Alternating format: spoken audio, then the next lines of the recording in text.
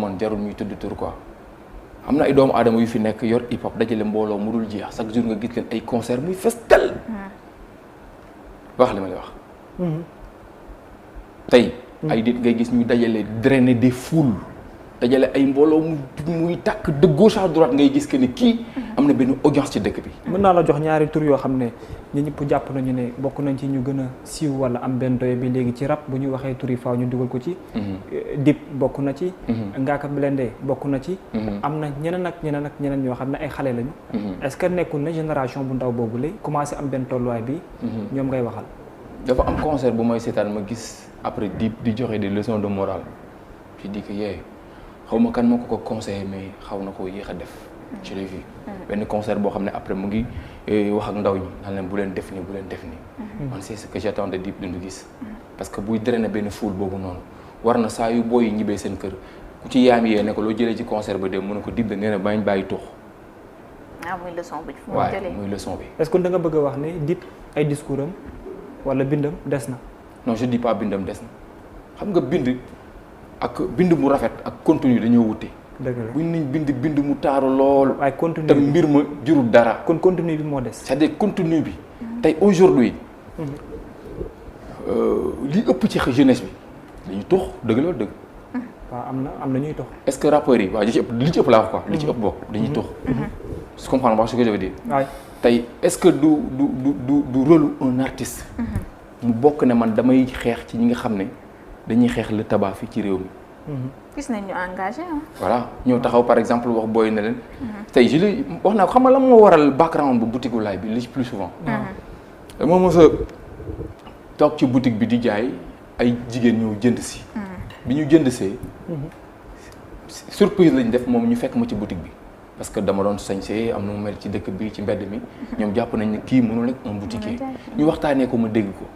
bi ñu génnee dem ma jàpp ne ñii dañ ma xeebal métier bi ma nekk tey. ah d'accord. je dis que ne y a pas de sous-métier dans la vie. dëgg la.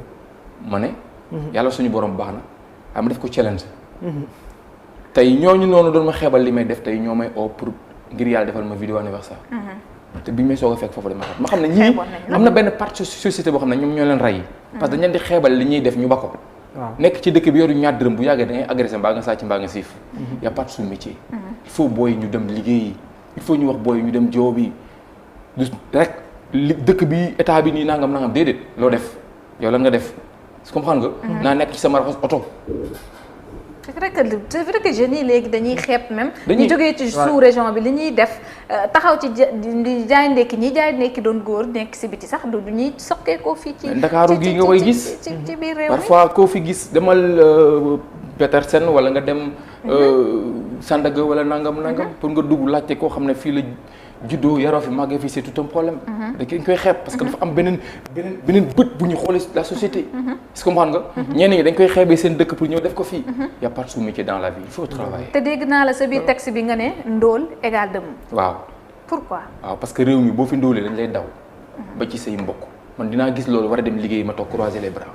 ba ci say biiru mbokk laa la wax nii. seen kër gi nga xam ne tey judd nga ko fekk fa papa ak yaay ak say mag ak rakk tey amaana tey boo sàgganee liggéeyoo yenn ndóol yi da nga jékki-jékki mel ni waa kër gi dañ lay daw.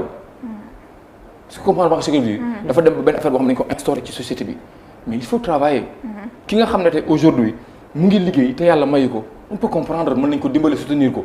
mais koo xam ne day croiser loxo yi. li tax may wax booy studio. man su ma nekkee studio chaque jour booy ma fekk li ma wax mooy motiver il faut travailler booy. qu'est-ce que tu fais. nga lii ma ne ko n'abandonne jamais l'école. pour rap bi ngay def. bul bàyyi beaucoup sa métier pour rap bi ngay def. je le dis l'industrie musicale sénégalaise ne marche pas trop bien surtout du côté du rap. léegi nag yow nga ne non damay bàyyi sama jàng ma dem def rap. pendant des années boo nekkee en retard léegi amatoo fa jëm noo jëm nooy def. après nooy def comprendre nga. bàyyi naa école je dis non. il ne faut jamais abandonner l'école boy. il faut travailler parce que man tax mu bàyyi jàng tey maa ngi koy rëccu. dafa am benn style. bu ñu daan faral di gis la majeure partie nekk ay rappeurs parfois wala musiciens sax mën naa ko wax d'une manière générale bu ñuy door ak style bi ñuy jëlee. le message est bon continue bi dafa am lu bëree bëri lu muy àndal. mais à un certain moment dañuy dem ba comprendre que ni est-ce que les Sénégalais véritablement lii la ñu soxla. parce que yaa ngi véhiculer message bi mais taxul nga toll fenn fii yaa ngi véhiculer message bi mais taxul aussi nga yegg fenn fii. est-ce que tey du ñu mën a dem ba benn instant laay xaw a am ci benn mbir moo xam ne mu ngi fay taxaw finalement moo xam ne liy doxul mu changer style jaar ci beneen yoon. est-ce que je dis aujourd'hui il y a pas un seul rappeur sénégalais bu gën a engagé Boutique Laye ça je le dis. te pourtant bokk naa ñu ci gën a tuuti vue. comprendre gars yi li ñuy def nii ak maa ko mën. yee dugg studio nga jox ma son ne ma defal lii dama ko tarbiyu gars yi li ñuy def mën naa macha allah mais dama toog fenn foo dama ne. dafa am loo xam ne du man su ma ko jéemoon du sotti. man tant que li may wax gisuma ci engagement du neex sama xol bi te li may def dafa may neex ma njëkk ko déglu doo ko jox doomu aadama yi. donc man l'engagement chez moi. je le dis lu mënta ñàkk la tey nit buy ootee. bu dee dëgg la. lu néew lay gis mais bu yàggee teew cee jug mu jëriñ askan wi. et ça je dis que ne man son bi may def yàlla may gudd fan.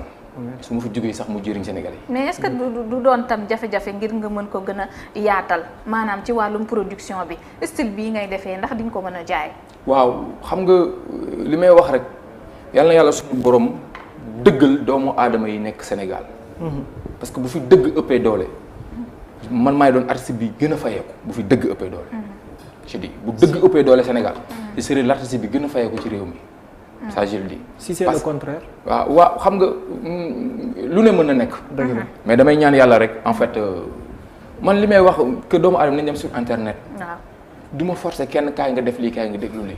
dëgg la man yaa may déglu ni kii haut niveau la. mu neex la nga partagé ma dëgg nga partagé c'est ce que je dis. da nga koy def comme man partage bi ngay partagé woo ko pour ñu fay la. mais da nga koy partagé pour jàllale dëgg gi mu yëg. donc ci man la jógee. man te teg ko sama bopp laay xoolee ki may partagé parce que bu jàppoon ne tey bu ma partagé laay. aw ma ci ñaar dërëm du ma ko partagé rek man ak moom ñoo yem. pour dëkk bi mun a avancer pour man jàpp naa ne il faut des millions de boutiques laay pour mu avancer. ci li ma jàpp waaw.